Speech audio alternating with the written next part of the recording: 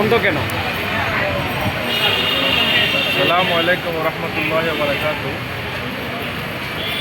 আমি আব্দুল কুদ্দুস ফিলিং স্টেশনে তেল নেওয়ার জন্য প্রায় 1 ঘন্টা আগে আমি এসেছি, কিন্তু এখানে অনেক মোটরসাইকেল বড় অবস্থা আমি দেখতে পেলাম। কিন্তু কর্তৃপক্ষকে জিজ্ঞেস করলাম এখানে সমস্যাটা কী, তো ওনারা বলছে ওনারা লাঞ্চ করতে গেছে। তবে আমার কথা হচ্ছে, এই যে আপনারা লাঞ্চ করতে যাবেন ঠিক আছে, কিন্তু এই যে আপনাদের কি জনবলের কি এত সংকট, যদি আপনাদের জনবল যদি 4 জনে থাকে তাহলে 2 জন লাঞ্চ করতে যাক আর 2 জনে কাজ করুক, কিন্তু কে শুনে কার কথা? আমরা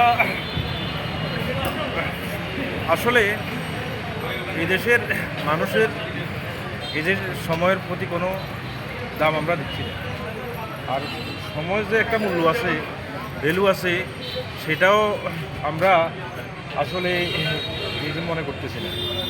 একজন আসলে এক জায়গায় দায়িত্বশীল, কিন্তু কত যে কর্মঘণ্টা আমাদের যে নষ্ট হচ্ছে খালি তেলের পিছনে, এটা সুরাহা করবে কি?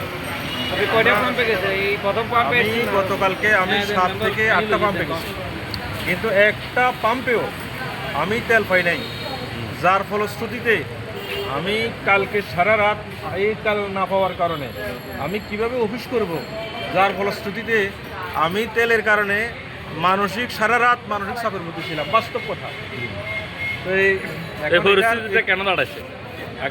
এই পরিস্থিতিতে দাঁড়াইছি এই জন্যই, যাতে এই যে আমাদের বর্তমান নতুন গভর্নমেন্ট আছে, এই যে এই দেশবাসী জানো আমরা আসলে কষ্ট করতেছি, যারা আমরা ছোটোখাটো চাকরি বাকরি করি,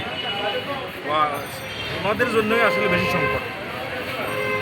সরকার চাইছে নিয়মিত অফিস করতে হবে, নিয়মিত অফিসে না গেলেও সেখানে কিন্তু যে পানিশমেন্টের যে ব্যবস্থা আছে, তো আমরা কোন দিকে যাব সেটাই বলেন।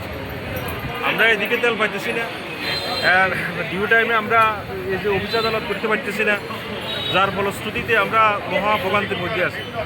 আর বিশেষ করে আমরা টিচার হওয়ার ফলশ্রুতিতে আমাদের তেলটা একেবারে খুব বেশি নেহায়ের দরকার। আমাদেরকে যে 200 টাকার তেল দিচ্ছে এবার 3 ঘন্টা সময় জ্ঞাপনের পরে, তো তাহলে আমি কি এই তেল নেবেন না? তেল নেব না আমি চাকরি করব? আমি কি তেল নেব না চাকরি করব? এটা আমি দেশবাসীর কাছে আমি এটার উত্তর চাই। ধন্যবাদ।